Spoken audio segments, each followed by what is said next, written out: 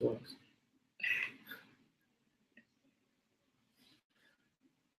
Hello, welcome to Google Hangout. Hey guys, we're still trying to figure this out, so we're working on this. We also have Mike Ryan here, who's joining us from the CAP program as well. So let's see. First question. While decidedly not an expert, I've been foraging to accentuate the cocktails I create. In creating a seminar, is it appropriate to focus on getting into foraging, or should I do something along the lines of how to apply foraging to bartending? I would say go the bartending route, because all the committee members who actually evaluate all the proposals are bartenders or bar owners or ex-bartenders or ex-bar owners, brand ambassadors, that kind of thing. And it is tales of the cocktail. So my advice there would be target it a bit more towards how you can practically apply that knowledge, because you could forage for anything, really. Right. So. If you would be more specific, it might help as well, because in your application, just saying foraging can mean a lot of different things. If you're saying, hey, here's the foraging we do in this region, this time of year, here's the kinds of things that we do. Or if you want to go in kind of a broad scale, then be specific that what you're doing is going to be more of a broad, how do I look at this overall, rather than a foraging within this one place that I live in, the bar that I run. I don't know if there's different types of foraging. There's been seminars and proposals about foraging before. It's a bit of a hot topic, but kind of a foraging for bartenders would be good. The different religions of foraging and how to choose between them. But that's your proposal, not ours. Right. Any other questions? Yeah. We'll wait for some questions to come in. I thought I'd go through this document, which is going to be online very, very soon. Just make sure that you follow Tails at Twitter, at TOTC, and the Facebook page. And they'll send a link when it's uploaded. It's probably uploading right now. And just a little memo that I wrote on how to write great proposals, and then hopefully how to give great seminars.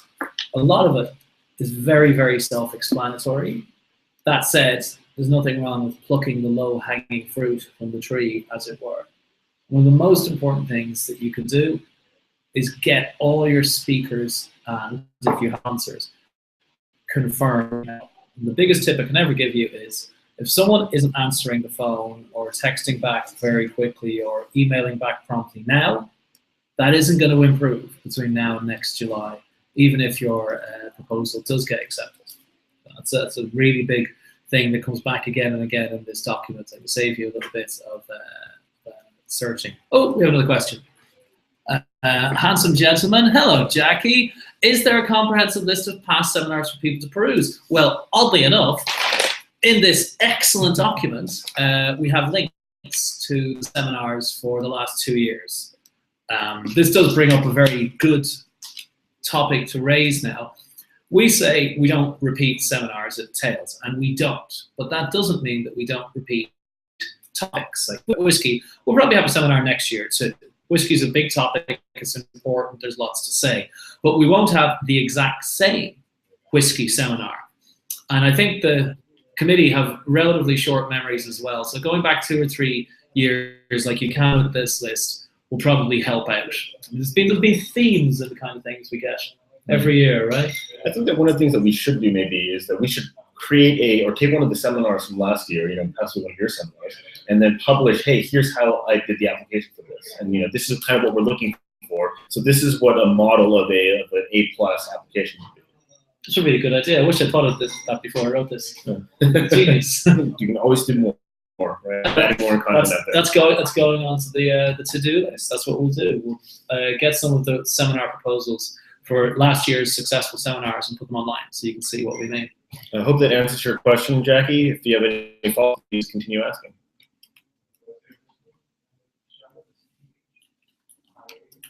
It looks like some people are having some difficulty in not seeing things. Yeah, are people giving you crap? Yeah. For people who haven't presented at Tails before, you must write a proposal. That's a large part of what we're talking about here today. It doesn't matter who you are. You could be King Cocktail himself. You could have won every award. You could be Jim Meehan or Alex Cretena. You still have to write a proposal. And you can call me or Don or Mike or Anne or anything and hang out and chat about your brilliant idea, and that's all awesome. But you have to write a proposal. There's just no way around that.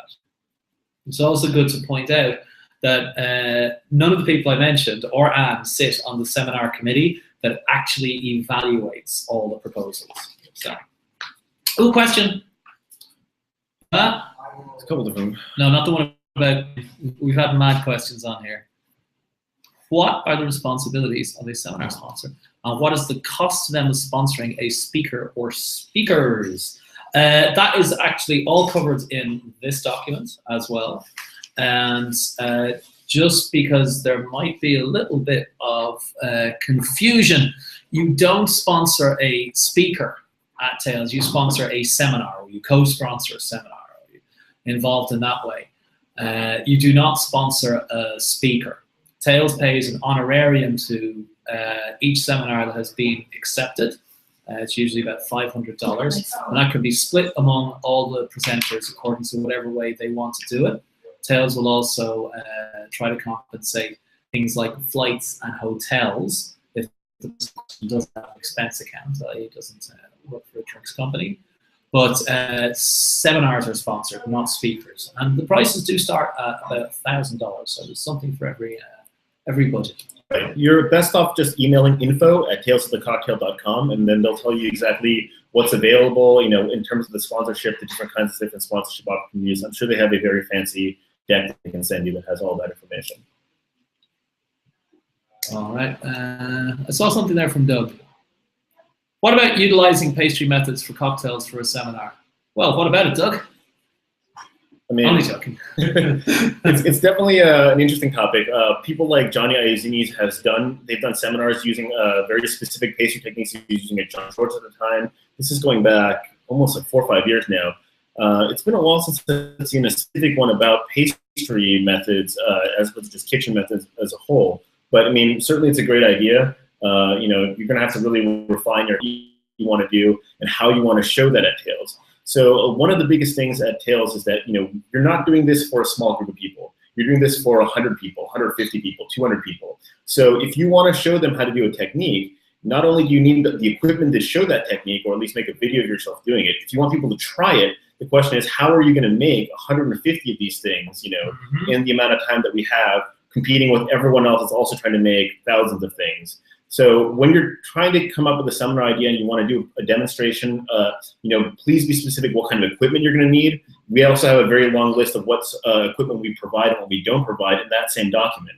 So think about that and think about what is actually really realistic when you want to do these seminars. Brilliant point there. I think we've got a couple of questions back there. This one? No, I thought it was the other way. They're all getting messed up now. I'd love to do a hospitality seminar, but it feels far too broad. What would be a good approach to become more specific? Others, in your opinion, what aspect of hospitality would be fitting the seminar for the Tails crowd? That's hard to say. Hospitality is a very, very broad church, as it were. You could break it down to interpreting micro-expressions and body language. You could look at the influence of lighting and music on hospitality. Really, to say what would appeal to a Tails crowd is all about execution. Your approach would be the one that you chose. It's not much of an answer, I know. Right. The better way to think about it isn't, you know, what is a topic that, you know, is interesting to other people? It's what is a topic that's interesting to you? Because if it's interesting to you, chances are it's interesting to other bartenders and other people in the industry. So if there's something that interests you, go learn about it and then build a topic around that. Or if you're already an expert on something and it's just something that you do at your bar or restaurant and you want to talk about this specific thing that you're already doing, that would make a better seminar. For sure. I'm done with that one, yeah. We like to present. Will you put that up there? Can everyone see it? Yeah. Okay, cool. I can stop reading it then. You want to do this one? Yeah. Because we haven't missed any, have we? We'll keep going. There's some down there. Okay, if we missed you, we're coming back to you. We're just stuck with this. We'd like to present a workshop about frozen cocktails. We've done cocktails with gelato and sorbetos. I don't actually see a question in there, so we're going to move on to when there is a question. Okay. Okay, that guy posting about vodka is just lost, isn't he? That one. Proposals, long, short, very detailed. There is a proposal submission form live on salesofthecocktail.com. Has been since September the 8th. Final submissions are due by December the 1st. And it has limits on how much you can write in each field. So that answers the question for you quite neatly. Right, and if there's any questions, as you're going through the process, you can download just the questions before you fill out the form. So you can, type it up on Word or whatever you want to work on them. And if you have questions, you can always contact me. I'm just Don at cocktailkingdom.com. Phil's contact is on the email and what is it? Yeah, on the document. Phil at Liquid Production. Philip at Liquid Solutions. Liquid Solutions. No worries. Yeah. Should we go back and catch some of the ones we might have missed? I think it's all of them so far. Is it? Yeah. Okay. Okay, good. Oh, good. Yes? No? Yeah, that's cool. everything so far.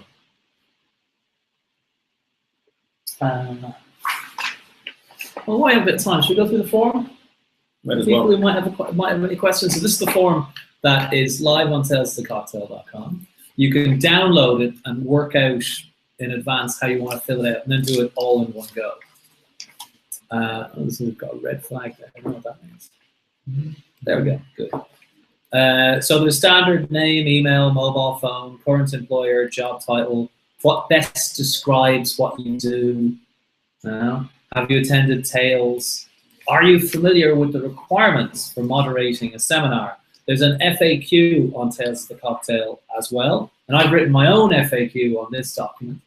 So we'll be going back to that. Oh, I'll just break off. We finally got a question from the gentleman regarding gelato, sorbeto. Is it better to do a hands-on or a lecture demonstration? Well, you're talking about doability there, so I'll hand it over to Don. So it's always easier to do a demonstration on stage if it's something that's so complicated that we can't get the equipment to put in every single person's hands, right?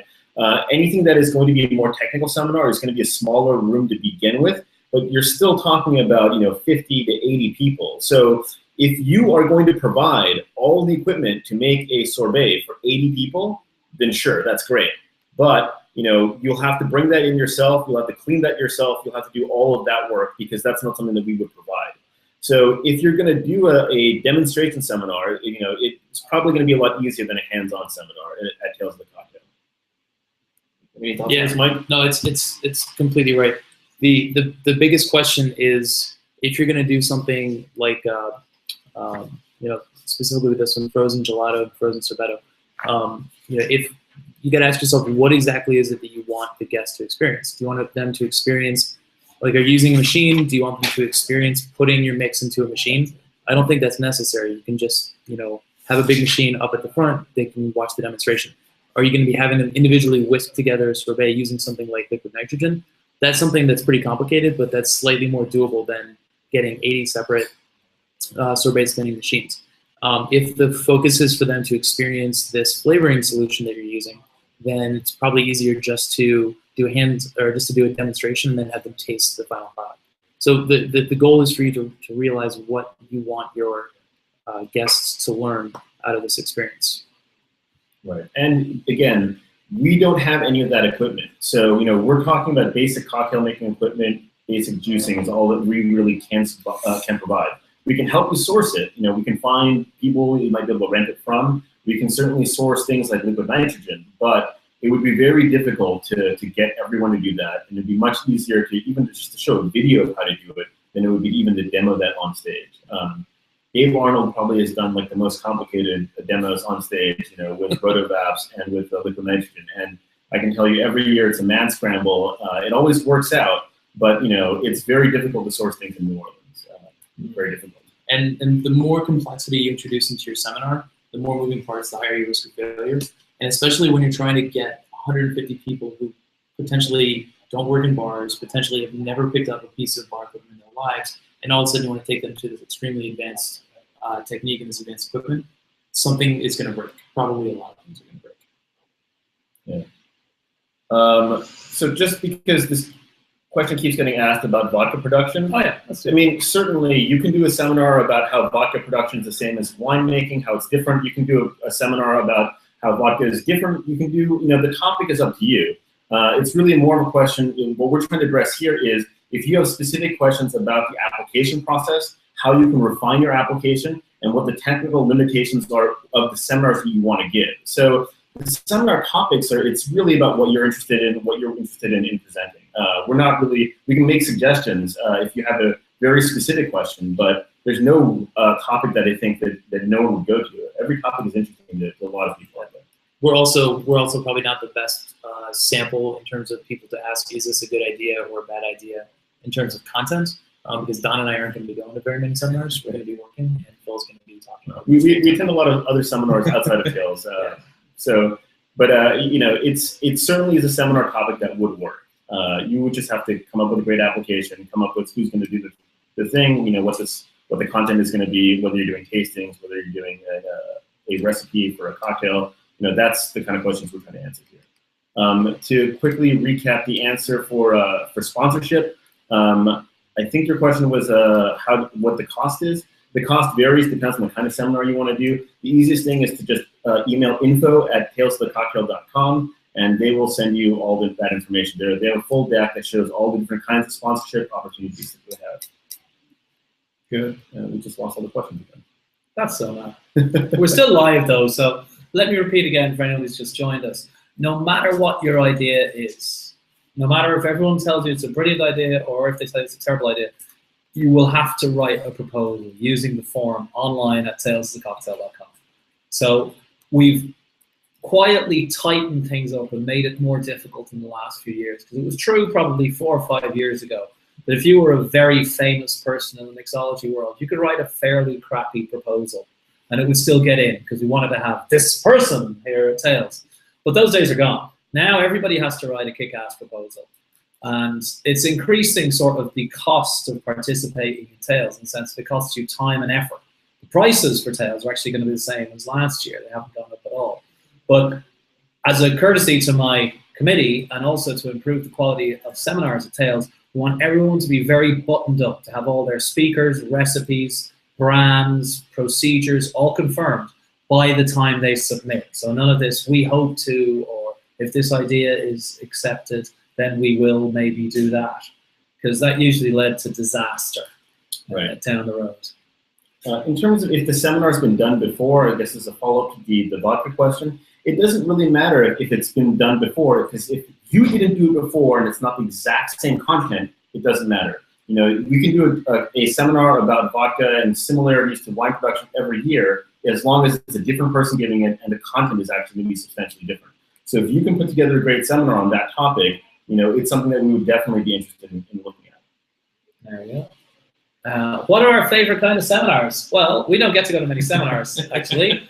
And just to reiterate, none of us select the seminars. Nobody who profits from Tales in any way actually sits on the committee. It's all volunteers. That said, I like insanely nerdy seminars because I've been to all the other ones. I like really, really esoteric, detailed things taught by people who really, really know their stuff. I really don't like seminars where somebody read one book and decided to teach everyone else about it. That bugs me a bit. How about you guys? Yeah, definitely. The more, if you can get an expert on your panel, then, those are the kind of seminars I like. When I was doing seminars a few years ago, what I would do is if there's something I was interested in, I would read a couple of books, but then I'd find the experts who wrote those books, and try to get them to sit on a panel. And as the moderator, you can kind of, just cherry pick the questions and direct the conversation so that the experts can really provide that content. So that's a fun kind of seminar. I think so. What do you think, Mike?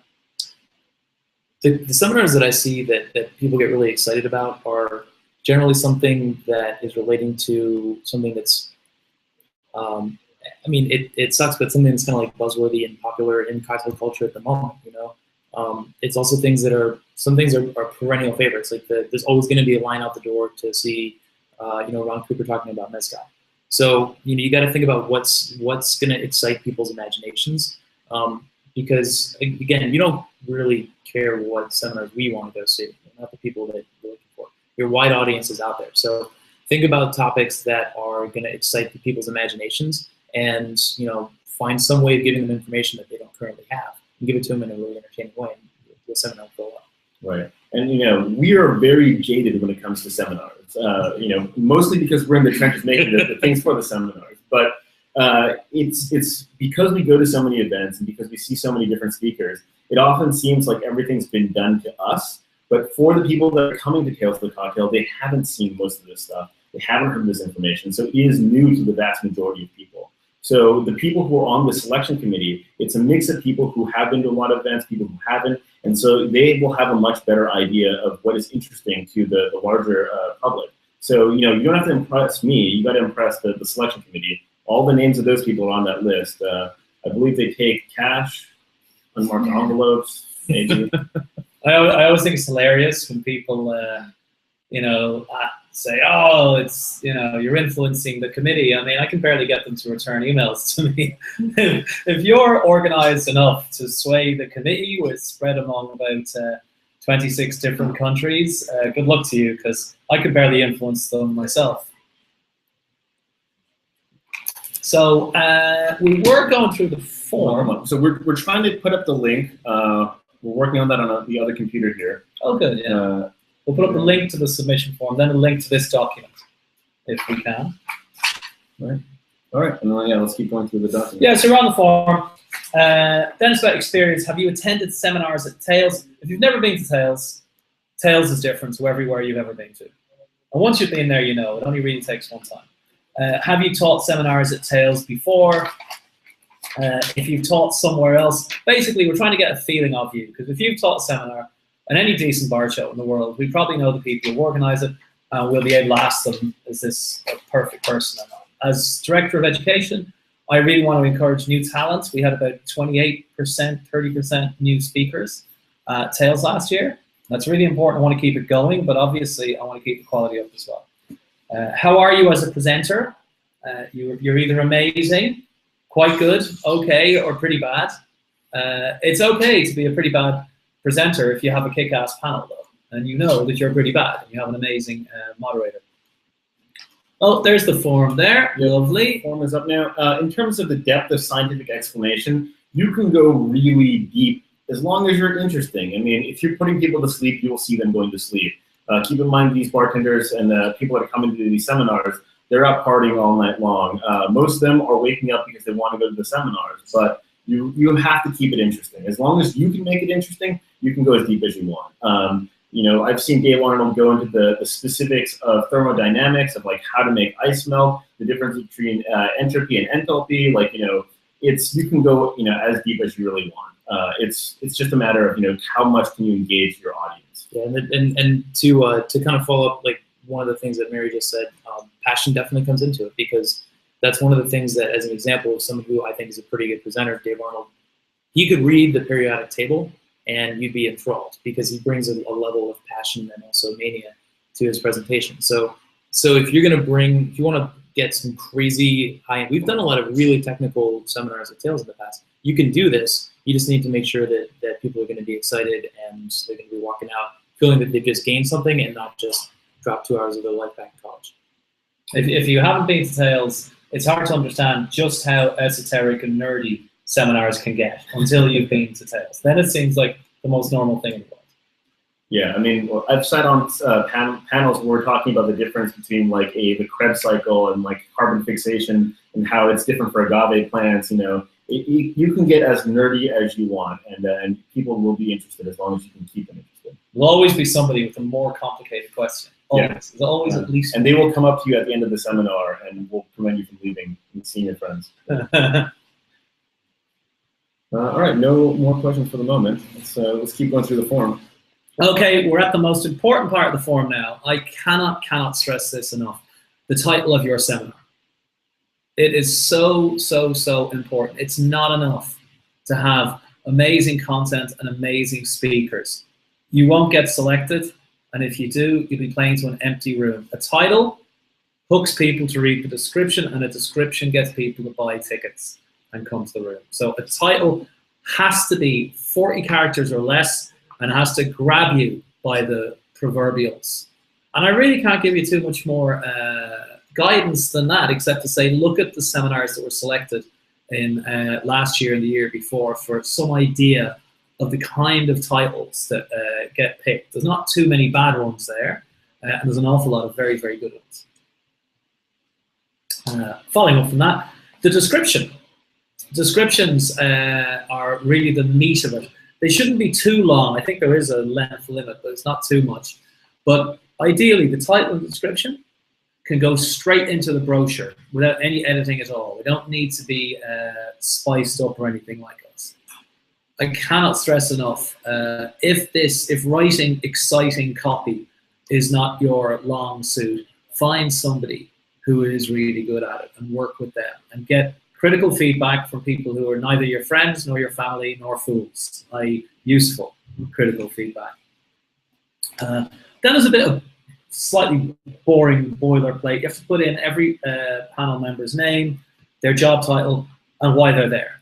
And if you put them there, they got to turn up.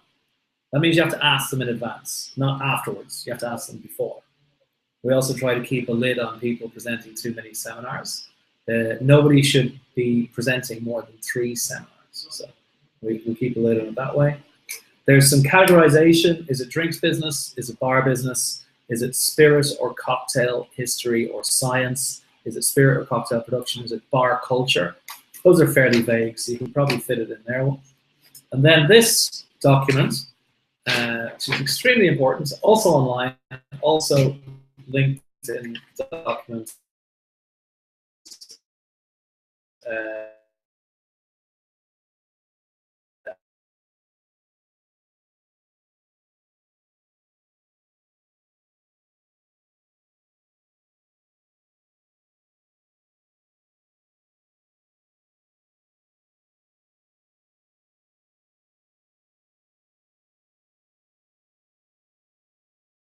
So we will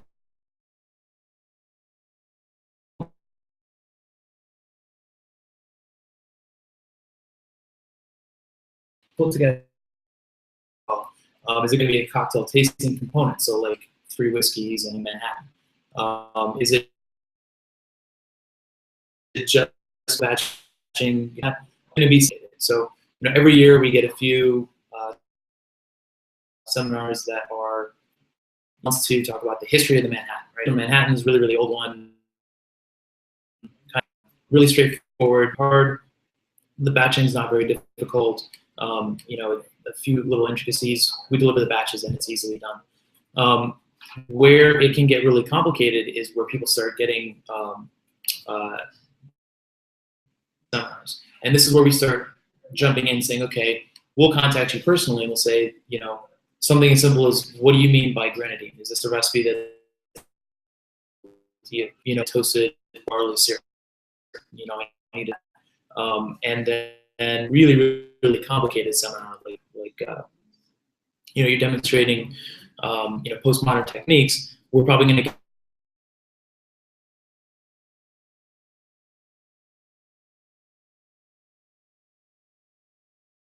we want this is going to sort of limit now that your physically is just it's in a break. I'm trying to provide you an option, but we know what's going to be physically possible and what's not. Right. These are hotel ballrooms. They don't have plumbing. It's very difficult to get this set up. We only have an hour to set up the room between seminars. That means to break down what was there before. We have to set up the next thing. So it's really, we put these limitations here so that we can help you be successful. At the end of the day, we want the craziest thing for the guest experience. And we will go out of our way to try to make it happen. But we also don't want you to go up on stage expecting something and then not for that to happen. And that would be a shame. There's a question, can there be a mixture of these things in terms of a tasting and cocktails?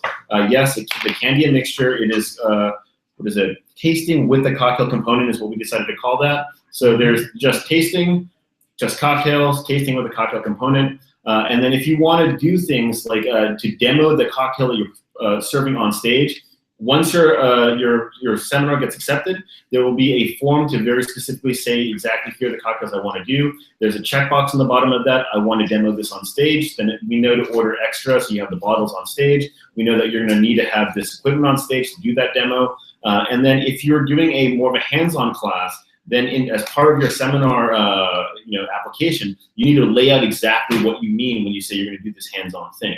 And that will definitely necessitate a phone call, and we will talk to you about what is and is not possible and exactly what we're able to support you as apprentices. Apparently our internet keeps going out. So we might be talking to nobody at all.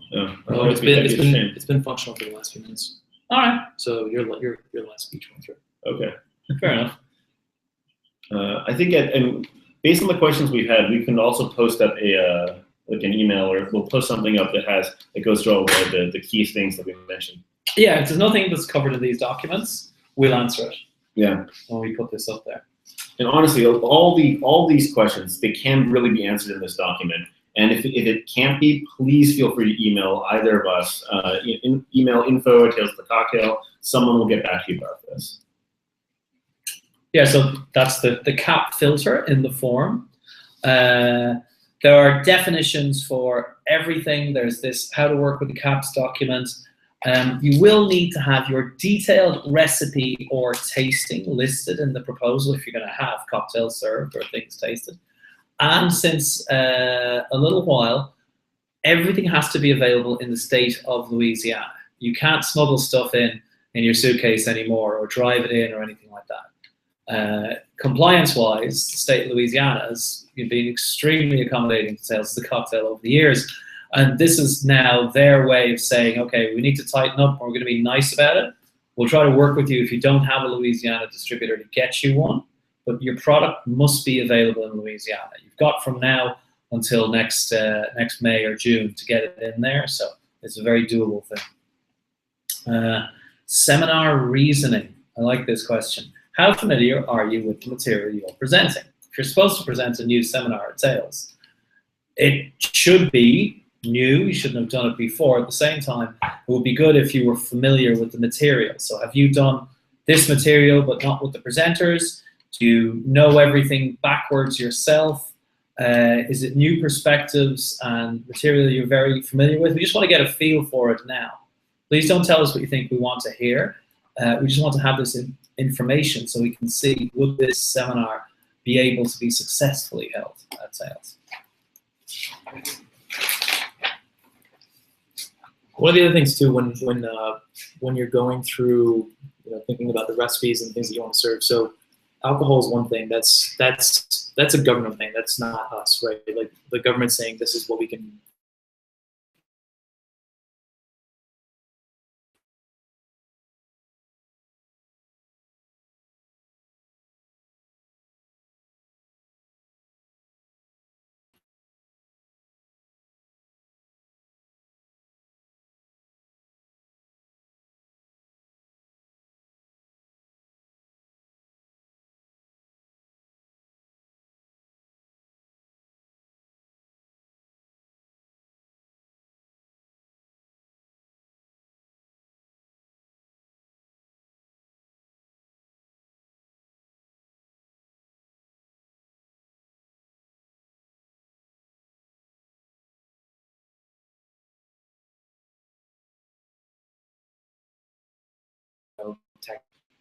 You got to think about other ingredients. What is it? We had someone that asked for fresh calamansi leaves. There are no fresh calamansi leaves in New Orleans in July. And we try. We try to have things in advance.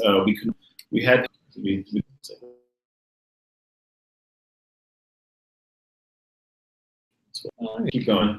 If you're looking for things like fresh passion fruit, apparently passion fruit easy to find in Europe, all over the place in supermarkets. Yeah. I've never seen one in the supermarket here. Never. Everybody says that. It's the oddest thing. Yeah. So there are things that it's difficult to find generically in the United States, not even just in New Orleans. So what you think is possible to find. A lot of people bring their own garnishes. So when someone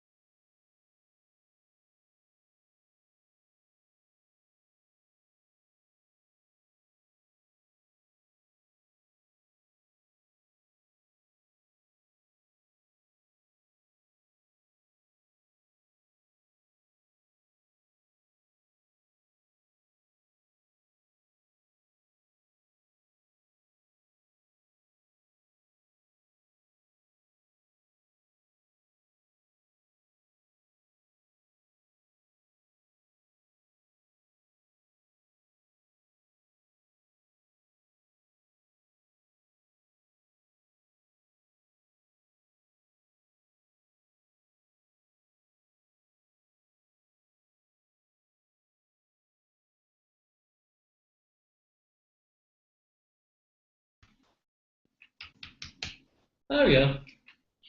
All right, I think we're back. Hello. Hopefully. Wait if you can see us. Internet. Why? I think it's bad here. Try it in New Orleans in July. Well, yeah. So it looks like we're broadcasting, but I don't have questions anymore. Oh, there's Q&A on the left side.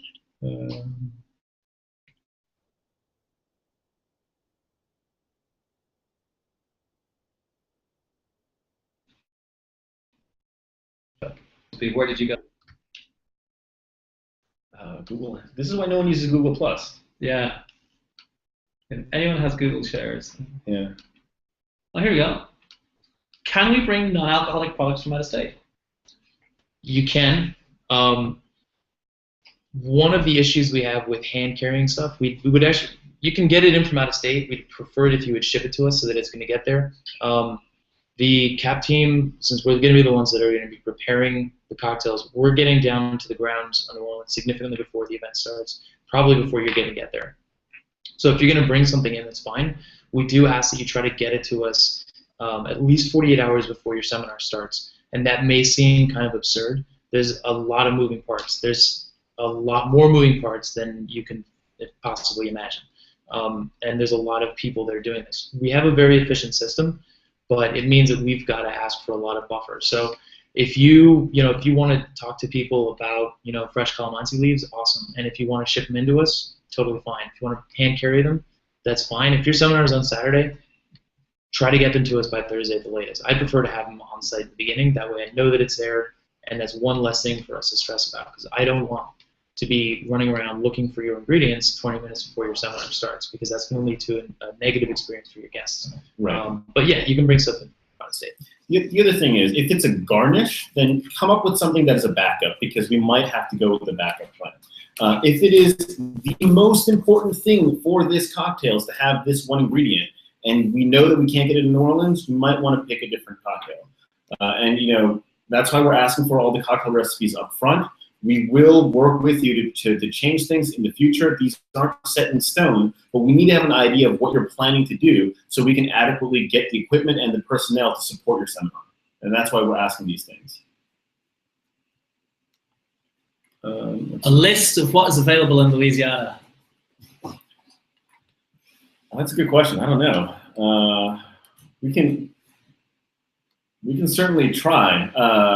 It's honestly, it's going to be one of those things, in terms of alcoholic ingredients, which is what I assume you're asking.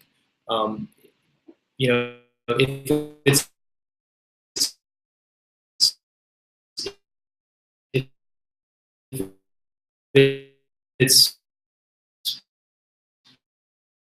a brand of one of the Diageo, probably one of your representatives.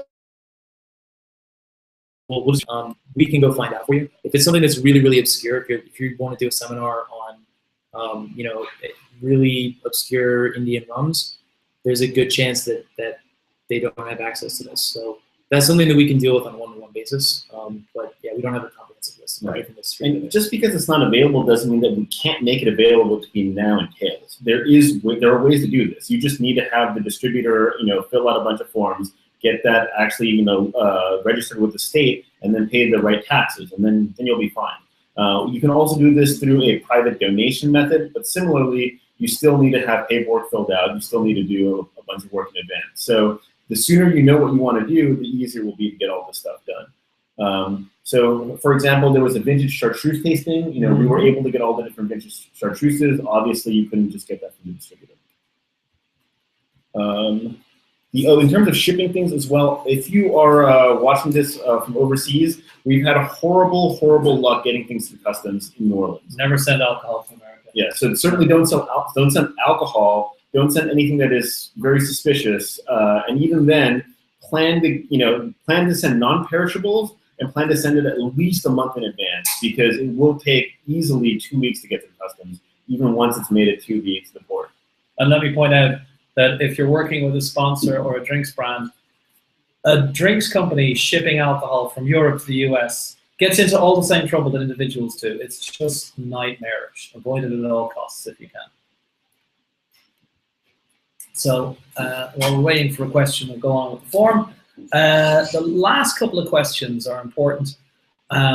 There's, why do you want to present this seminar at Tails? You just pick one of 3 answers. An education seminar at Tails is a way to talk about a brand or a brand that pays me. It's totally cool. This is a business. You could be brand ambassador for a brand or the brand manager. You could be the brand owner. And so long as you're talking with general information and you're not just trying to ram your brand down somebody's throat, you've got a chance.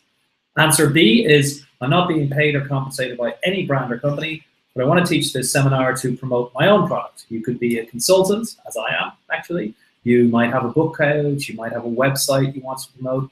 And answer C is, I'm not being paid or compensated by any drinks brand or company, and there is no self-promotion involved. I want to teach this seminar at Tails because it's my passion or my expertise or my research. And that's awesome, obviously. So, question. I'm getting excited now. Do you want to say that one? To your point, if we donate product for seminars to the NOCCPS, the charitable foundation overlying Tails, can we pick them up from the distributor? Otherwise, that's going to be very difficult.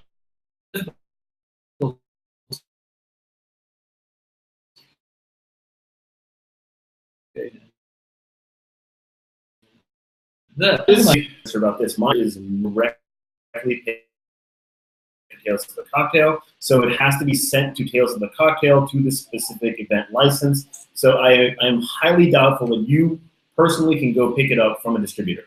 That said, you know, if there's someplace else that, you know, like a liquor store that you have a partnership with, maybe it can be sent there and you can buy it off the shelf from them. But even then, you still couldn't give it to us because you're still not paying the right taxes. Then you have to then go through that step of, again, doing a donation. So the easiest way is really to do all the forms and get it sent to us. It is probably the only way to really do this. All right.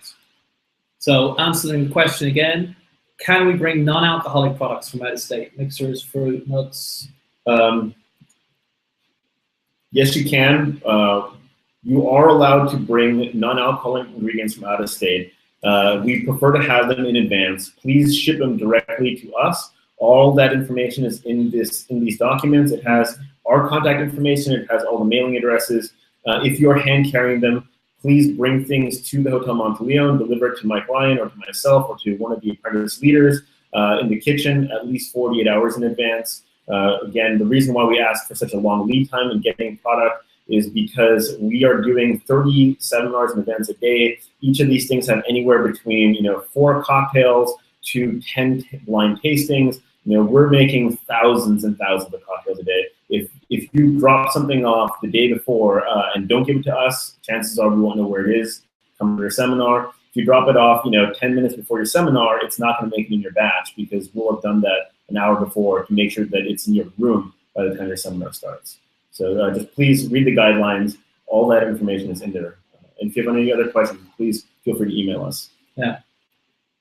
So moving through the form while we wait for more questions again. Oh, got a question? Oh yeah. Ooh, If there's good need for a question. kitchen, this is Raphael. Yes, you are allowed to use the kitchen, but to a very, very limited degree, because you basically cannot be in the kitchen during when Tails is happening because we're in the kitchen. And it's also being used by the hotel pastry team. So the only time you can have kitchen time is in the evening, and we strictly control that because all our products are in there, and if you leave a mess there, then we'd have to clean up that mess the following day. So you can have time.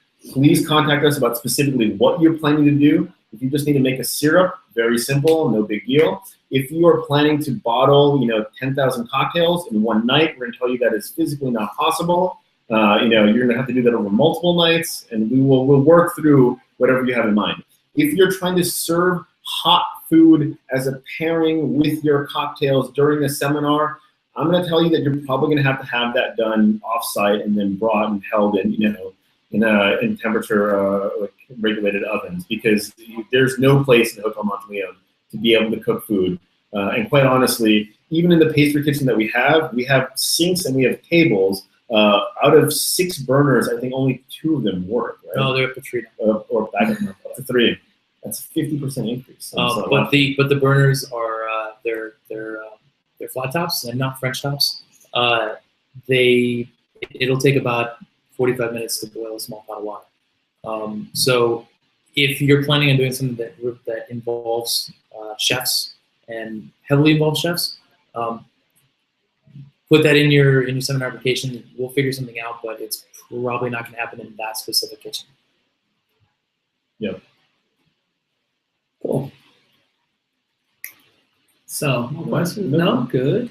Well, then we're going to do another question, which was, why should the committee accept your proposal? So again, nobody in the committee gets paid for being on the committee. Nobody from Tails is on the committee. They're all volunteers. They saw for the Christmas holidays, actually, days and days of work. So in one sentence, you have to say, why should the committee accept your proposal? Question? Yeah.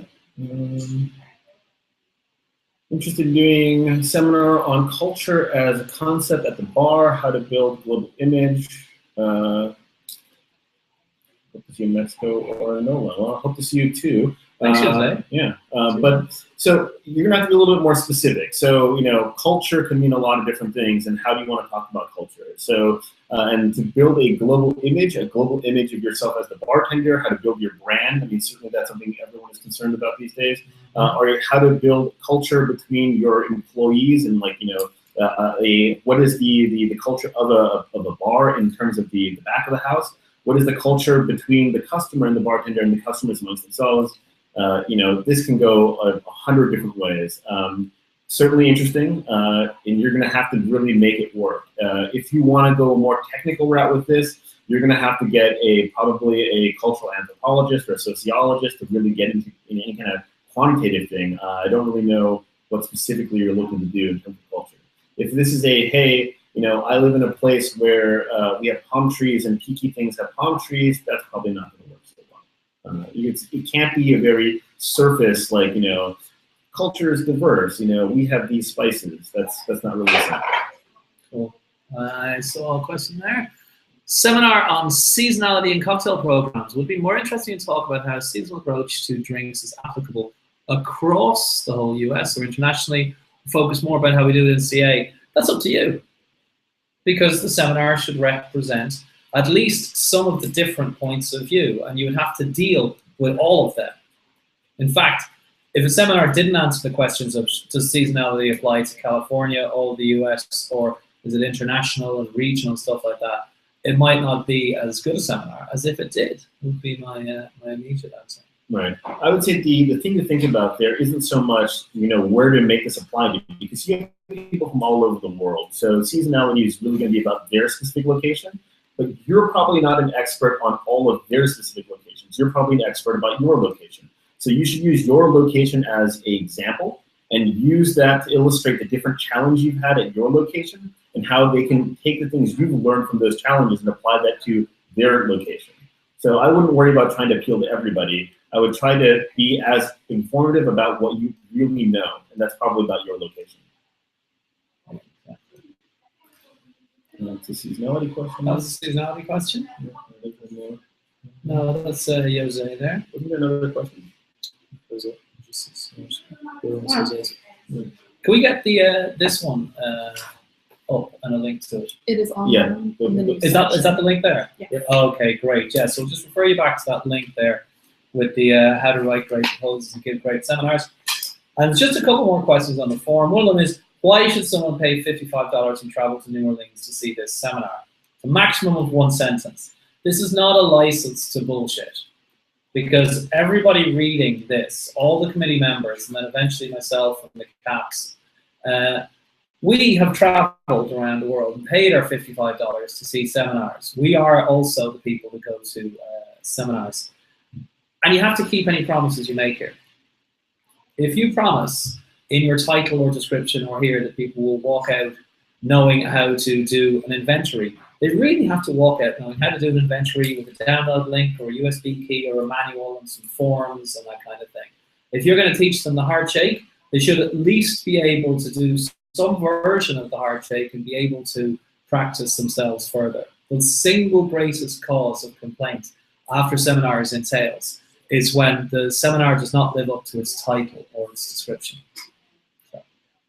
Oh, here's seasonal again. If we are showcasing using hyper-seasonal ingredients and drinks, would a hands-on lab be fun/doable? Oh. So my guess again is that it's not going to be doable simply because we're probably not going to be able to source the ingredients. If you can source the ingredients, get them to us in time in a way that they won't perish, then it's possible. But then it's a question of, okay, it's one thing to say, okay, well, I have a hyper-seasonal ingredient. I know it's available in July. I know I can get it to New Orleans in a way that it won't degrade the quality of it. And then it's say, okay, what are we talking about here? Does this ingredient require a rotovap? Probably not. Does this ingredient require a muddler? Probably. So it's really a question of what you're doing with that ingredient. And again, if you have a very specific question, just email us. We will get back to you about this, and we will help you find a way to make this work. And in terms of these, where we're asking for the recipes, we're asking you to be as specific as you can. But if you can't be specific, anything is better than nothing. So if you were to say, I'm going to stay, again, Manhattan Seminole, right? Tell us something. It's going to be 3 shaken drinks, and we're going to use the muddler all 3 because we're going to be muddling seasonal ingredients. Great. Now I know I need to have a waste bucket. I need a rinse bucket. It tells us what we need to prepare for the seminar.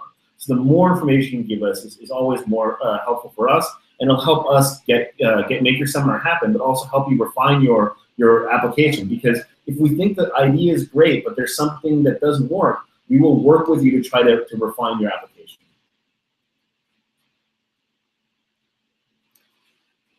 Can you repost the link? It's there, all 3 are right there. Okay. Well, we will repost the link here. I'll have and tweet it out. We'll make sure it is readily available by all the social medias. Good. One question that's cropped up a few times here, and still document 2 is, do you have confirmed sponsors for your seminar? I'd like to say a little bit about that. You don't need to have any confirmed sponsors for your seminar whatsoever. In fact, every year, at least 3 or 4 seminars get put on without any sponsorship or incomplete sponsorship, even though it costs sales up to $20,000 for that. We ask because if you do have sponsorship confirmed, that's one less bit of work that the sales team have to do. It can help a proposal if it shows that you're already working with a sponsor to get access to information, tools, or liquids that wouldn't normally be available to people, because that's really cool. If you've managed to get in to collaborate with the archivists in the library of massive drinks company X, that's a pretty good start.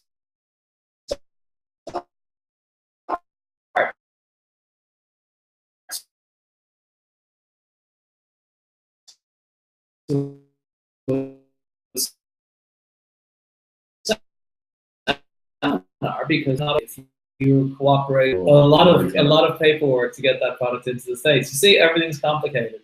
But please don't fall prey to this illusion that only seminar proposals with sponsors get accepted, and you have to have a sponsor and all that kind of thing. Bear in mind, before you ask somebody to be a sponsor, make sure they are aware of what it entails. So send an email to Tales of the Cocktail or look online.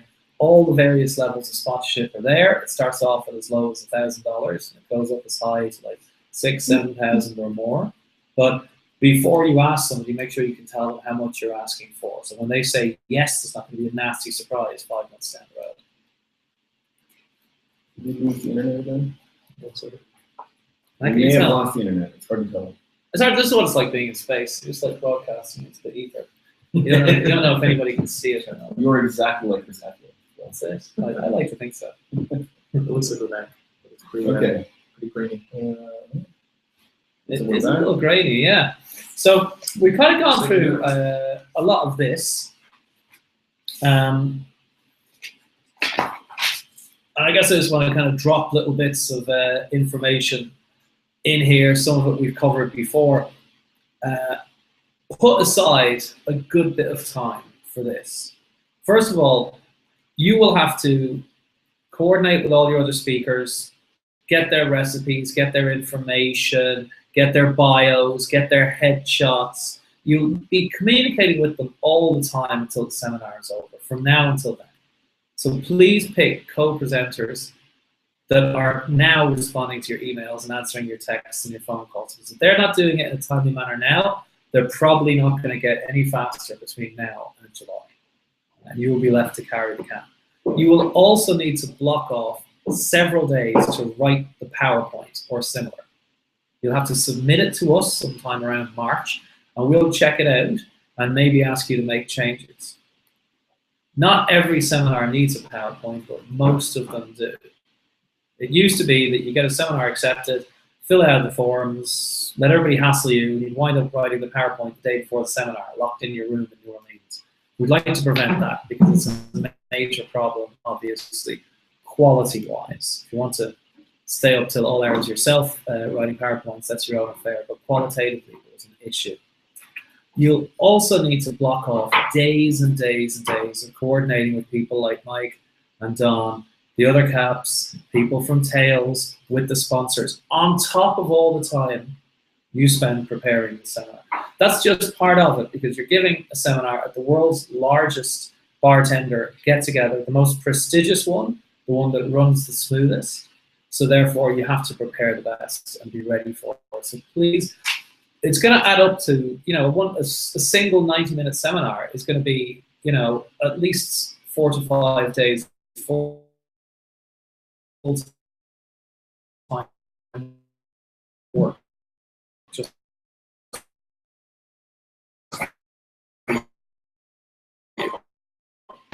on the could be weeks of work, right? Timing's going to be, and if you're going to do a PowerPoint, please don't do bullet points of exactly what you're saying. That is the worst kind of PowerPoints. Yeah, absolutely true. The question, if you have an awesome idea and propose a seminar on the subject of your expertise, can you arrange all the speakers and moderators and not be on stage at all? No, actually, you have to propose a seminar that you're in, unfortunately. So somebody who's on stage has to propose it, which I'm sure you understand makes sense, because otherwise they wouldn't be organized. They wouldn't know what was going on. There'd be nobody on stage who had shepherded the whole process through. So unfortunately, no. Now, you could go through the entire process, find everything, line up who the head moderator of that seminar is going to be, and have them submit it. But somebody needs to be on the hook for this. So you can't just set it up and not be on stage. Because let's put it this way. You could be looking out at a beautiful room of 300 people who've each paid $55 for a ticket, and it's awesome, and it's July in New Orleans. And a cap runs up and said, hey, we can't find ingredient X. And if you don't know anything about that because you haven't shepherded the entire process from proposal to seminar, you're potentially going to serve 300 people the wrong cocktail and piss them off, and possibly the sponsors too. So the situation is one person on stage has to have shepherded the entire process through from start to finish.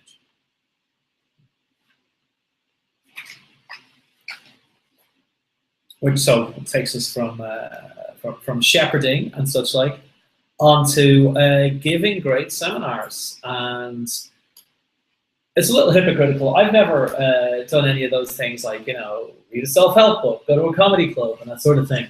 But if you're not a great public speaker, you can practice and become quite competent in just a few months. You can watch other people speaking, read some books, get good feedback, give a few seminars, maybe to your local bartenders guild or within your own bar or establishment. This document has some really good video links to, I think, fantastic presentations and even presentations about presentations that I really liked. You're in the back of the room for a lot of seminars, Mike. What do you think? What improves an average presenter? You know, the same thing, honestly, that I've been saying all along. It's going to be a combination of passion and knowing your subject matter, right?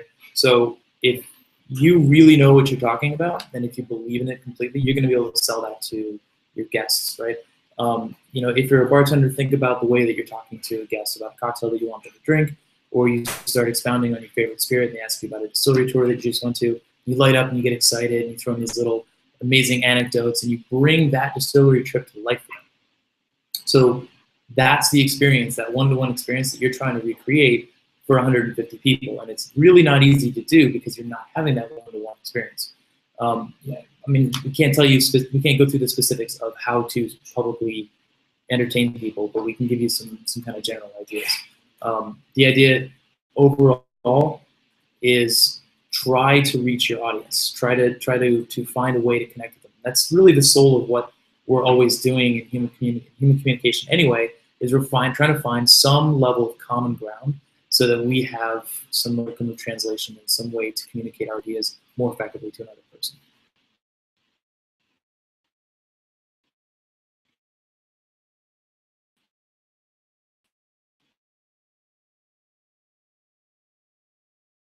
Tails is a higher level. There are guarantees, almost no matter what your area of expertise, to be people in the audience, sometimes many people, who know more about this than you, and they've had the seminars. And what works in your own local and maybe smaller market won't be as successful in Tails. As we were discussing earlier on, there is just no limit to how nerdy and detailed you can go, right down to the molecular level in Tails.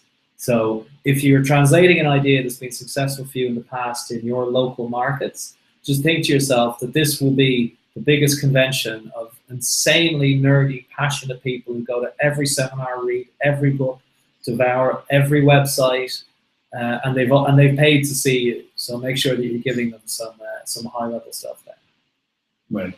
And the thing is, try to aim the content to the professional. This isn't, you know, for the home bartender. This is not for the person that, you know, that doesn't know anything about cocktails. These are people that specifically came to the world's largest cocktail convention. So, if, you know, it doesn't matter what you're doing. If your content is, here's how to make a Sazerac, because we're in New Orleans, that no one wants to see that, right? If you're doing something really interesting and different, and you're talking about the history of the Sazerac and you have new information, that's super interesting, right? But your technique class, if you're going to do a technique hands-on class, has to be about technique. So unless you're going to show them a very beautiful way to do this, you know, some kind of functional flair way to do this, you know, whatever the drink is has to match what the content is going to be. Exactly. One of the things about Tails, though, is once you're on the nerdy side, there's no limits. You can go as far as you like, and people will applaud you for it. If you have an area of expertise, or as Don suggested, you have experts even more eminent than yourself on the panel, you have the makings of something really, really great. You can help to bring a topic, a book, or a website alive to people in a room in a much more real way than they would ever be able to do if they were stuck at home just reading the website or reading whatever book it was. Is there a limit on proposal submissions? Can an individual submit proposals on 2 topics? You can. You can submit proposals on 74 topics. However, you can only teach a maximum of 3. So you could do 3 or 4 or 5. In the years that I was a committee member, it did used to piss me off because, especially when you had 4 or 5 really good proposals from the same person, it forced us to choose between, you know, what ones have to be dropped. I always like to see 2 or 3 really good proposals rather than 5 or 6 or 7. It's hard to do this. It really is.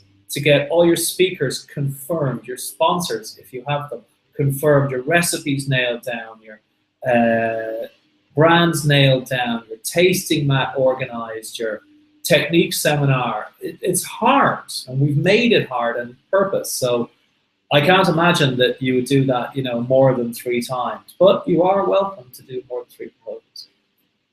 One more thing I'd like to mention is that this is the cup that we will be serving everything in. So if you can't see that very well, I'll hold this moleskin behind it. It is a tiny little plastic cup, right? We are serving to scale. If you got an iPhone to scale, right? It is very small. So any recipe that you have will be scaling down to fit in this cup. We'll be cutting garnishes down to fit into this cup. We cannot put a large block of ice into this cup. This is what we're working with. We can order special glassware for your seminar, but that is, someone's got to pay for that. We have to work that all out in advance, and it adds a whole nother dimension to your seminar in terms of making sure that it's the right kind of glassware, it's delivered on time. Half the time when we get glassware, it's not polished, it's incredibly filthy, we have to rerun them. It's doable, but just know that you're adding that complexity to what we're doing. If your drink really, if your drink relies on the specific vessel in which it's served, if that's such an important component to it, then now we're starting to talk about a glassware seminar. We've done some of those in the past, and they're definitely tricky. They usually come off pretty well, but we have to be really, really careful with those because all that glassware is going to come in from the outside. The glassware that we're going to get in New Orleans, it's New Orleans. And we're working in a really, really old hotel. And we're using, just go find an old hotel in your home city and go to their banquet facilities and see what glassware they use. We're probably using stuff that's older than that. So just keep that in mind when you submit your cocktails. Plastic cups, people. Yeah. We are recyclable. We are composting these. Yeah. So if you need to know, it is a 5-ounce cup to the top. We will not fill it to the top. We will give you a 1-ounce serving of the drink. A cold draft cube does fit nicely into it. So if it's a drink on the rocks, that is what we're going to try to do. It'll be 1 cold draft cube. But this is the limitations we're working with here.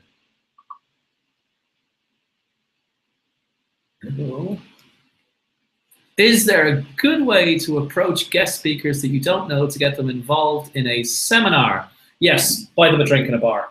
Or email them and arrange to meet in a bar and buy them a drink. In a slightly more serious way, follow them on Twitter, tweet at them, see if you have any mutual Facebook friends, write them an honest email saying, I would like you to do this, and explaining why it would be good for them. What are the hurdles you have run into during this process, besides the obvious not communicating, but about persuading to participate?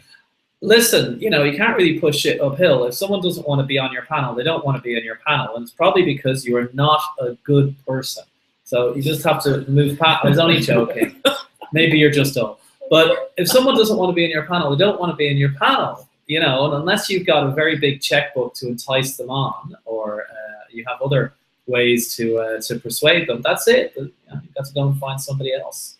I don't think having somebody on your panel who doesn't really want to be there is a great idea. And I've actually seen this from time to time, various experts in spirits production who were kind of shanghaied into being on the panel, maybe by an overeager brand manager, and looked exactly as if they had been shanghaied onto being on the panel by an overeager brand manager. Yeah, ideally, if you find the expert, you come up with this great idea for a seminar, and you find the expert who's going to be absolutely perfect to teach this. It's the elevator pitch, right? You should be able to pitch it to them in such a way that they get excited, right? Because this is the first guest, really. It's the first person you need to impress. If you can excite them about the seminar that they're going to then teach, then your seminar is going to be fantastic. If they're as excited, if you make them catch fire the way that you want your audience to, then you're going to be burning it down. It's going to be awesome. Yeah. Keep in mind that a lot of the people you might be thinking of, like the Dave Wondriches of the world, they are doing their own seminars. So they're doing the exact same process. They are talking to their moderators, their panelists. They're working on their recipes. They're working with us on how they're executing these things. They're really busy. They're probably also doing like a welcome event with Charlotte or with Sean Kelly. They're probably doing a spirited dinner. These people are very busy. So it might be difficult to get them on board, not because they're not interested or because they don't like you, but simply because they're already overextended. yeah, it's a busy week for a lot of people. But also think about diversity too. You know, I mean, and not to say that I don't want to hear Phil speak, because I love hearing Phil speak, but I want to hear Phil speak, but I also want to hear other people speak. You know, and it's always exciting to hear a new voice with a new conversation in this industry that we're in. So not getting a big dog on your panel might actually be the best thing that ever happened to you. That forces you to seek somebody else. Right. That said, though, if you get somebody that's been to Tails, that is infinitely more helpful because they have the expectation of what to bring to this table. So if you get a scientist who might be really well respected in their field, knows a lot about their subject matter, but has no idea what they're walking into, you need to prepare them for what to expect there. Once they've been, they'll want to come back. Right. They always do. So I'll wait for some more questions to come in. Something else I covered in the document is if your seminar does get accepted and all your speakers are confirmed, your recipes are confirmed, your brands are confirmed, you're working well with the Tails team, you're coordinating with them, you're putting time aside to write your PowerPoint, you're doing all that kind of fun stuff, work the publicity angle for your own seminar. Create a hashtag for it. Create a Facebook event. Invite people to it. Talk and blog and tweet and Facebook about it throughout the year, from acceptance to July. Because 2 weeks before Tails, everybody's Twitter and Facebook feed fills up with all this, oh my God, I'm teaching a seminar in 2 weeks, it's going to be amazing. But unfortunately, everyone's doing that.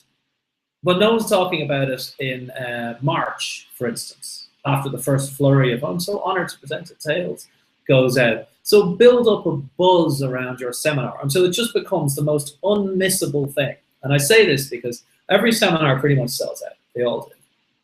But I have been at seminars given by world-renowned speakers that were playing to a half-empty room just because they didn't market it. People wake up late, they forget, the app sends them to the wrong hotel. All these things happen. You need to make sure the demand is so overwhelming for your seminar that it is absolutely rammed, and there's a line out the door, and there's a line beside the line for the alternates and all that kind of thing.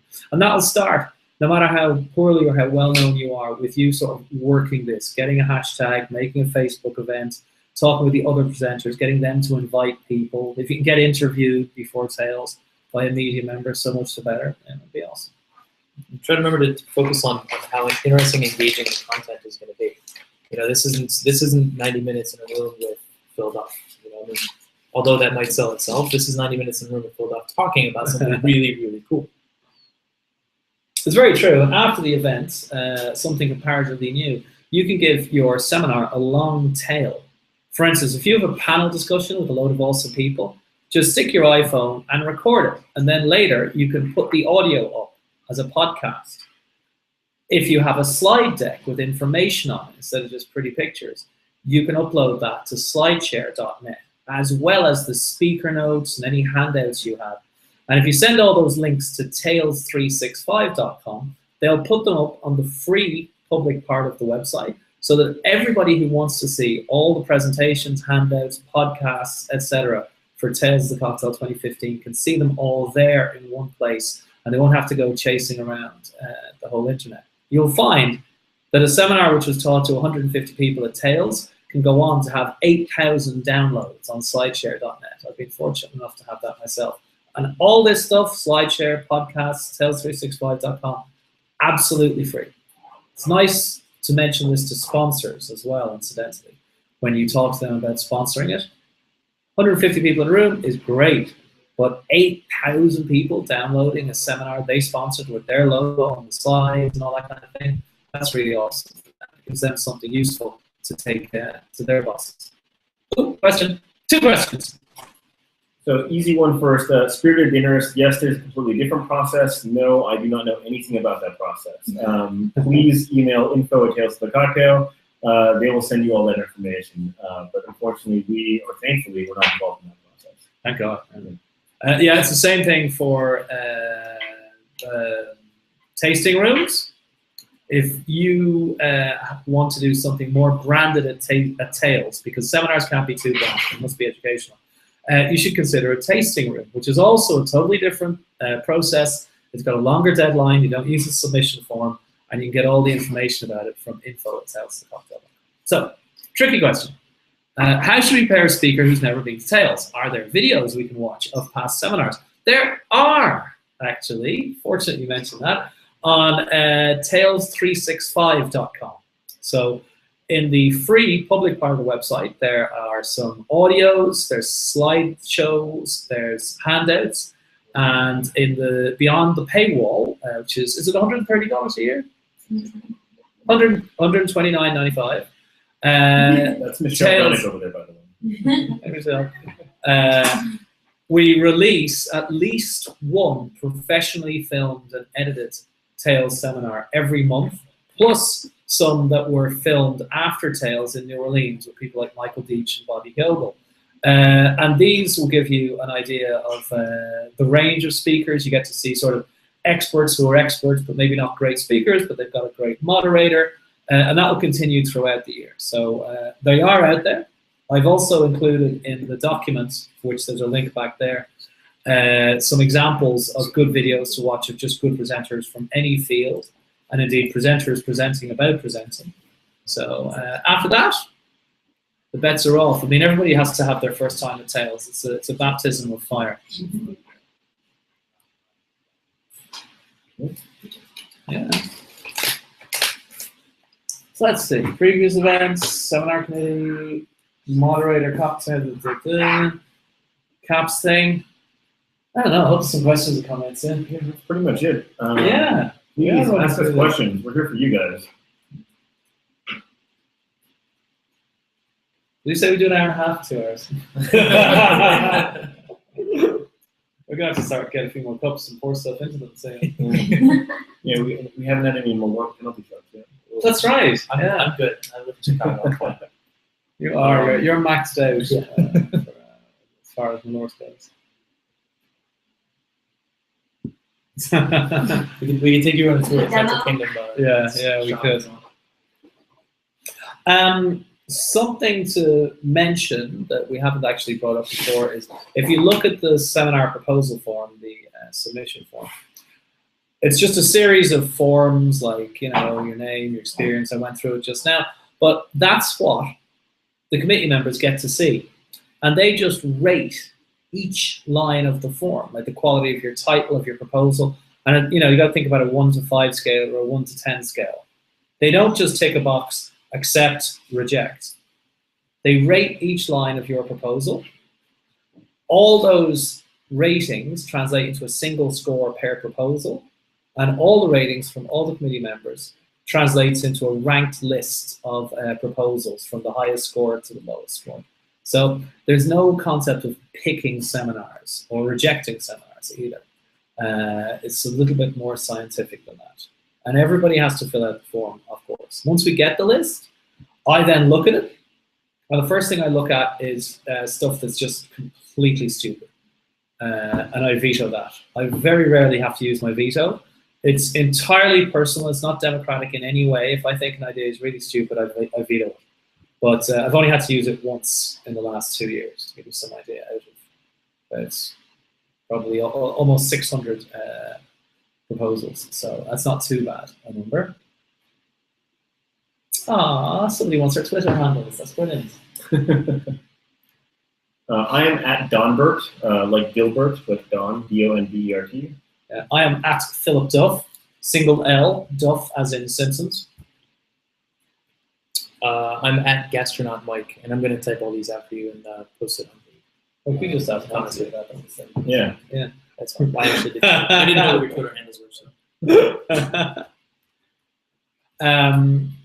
So first veto, then I look for things that are very similar.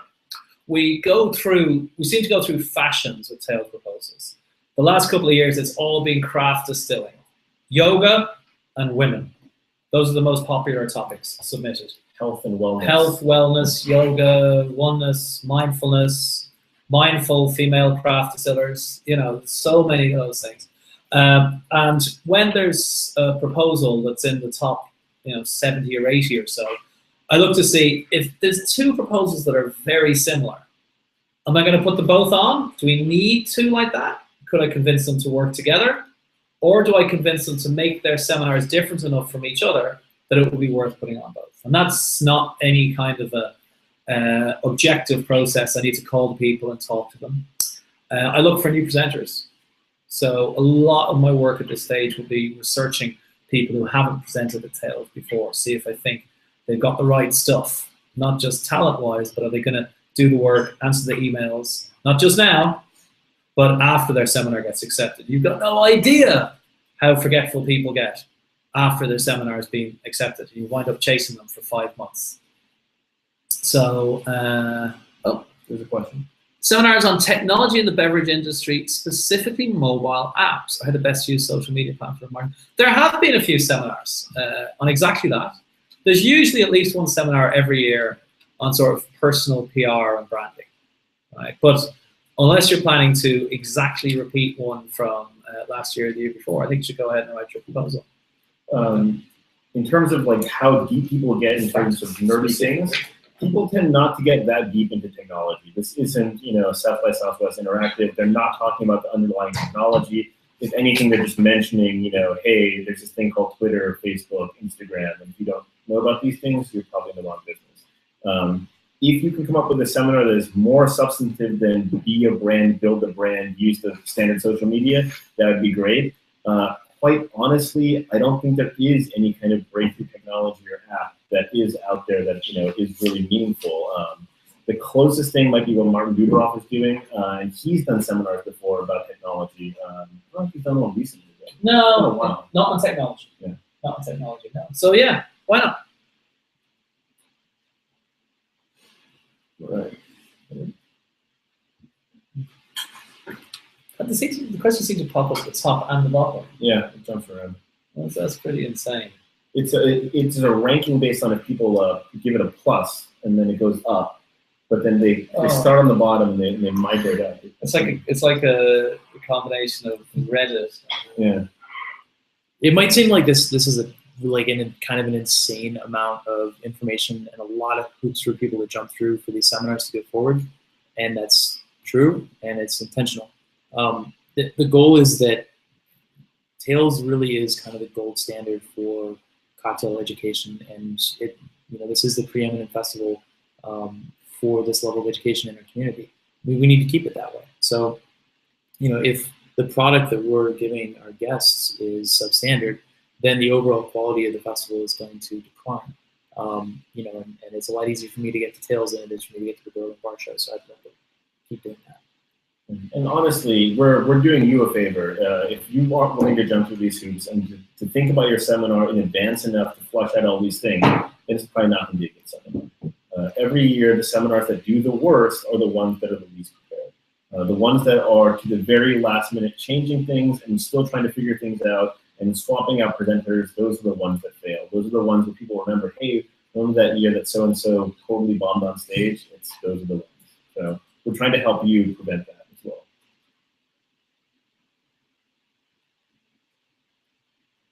There's no green lights there. Oh no, it's the audio. That's the audio. For what there, I thought that was the internet connection. I was worried when it dropped out. I thought and every time you spoke, the internet connection. I'm still using rabbit ears on the TV. Mike's giving us notes now. Yeah, we're getting some notes. Can you read those? Oh, that's interesting. All right. Oh, sure. Okay. So I guess we're wrapping things up unless another question comes up. Any questions? Yes, info@talesthecocktail.com. That's the best place to go. We will continue to post links to things, to common questions that people seem to be having. The news section for documents, there's a news section in Google+. You can get all that information there. Yeah, we embedded it in the news section of talesthecocktail.com as well. The video is available. This video is available at tales365.com. But if you're already watching this, I assume you found it.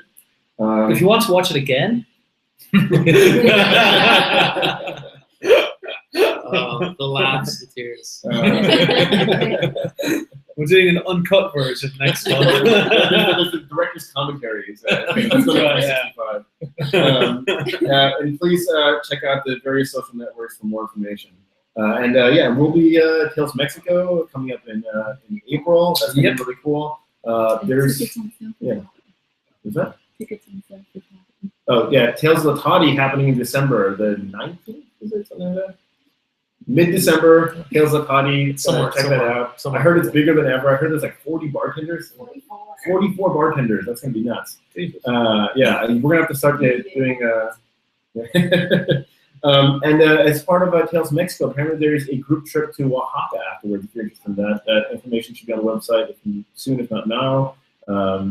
Apprentice program stuff going up pretty soon. You'll see emails about that. If you have any other questions, reach out to any of us. Info Tales of the Cocktail if you don't know how to reach anyone in particular. Thank you, guys. Thank you. Take care.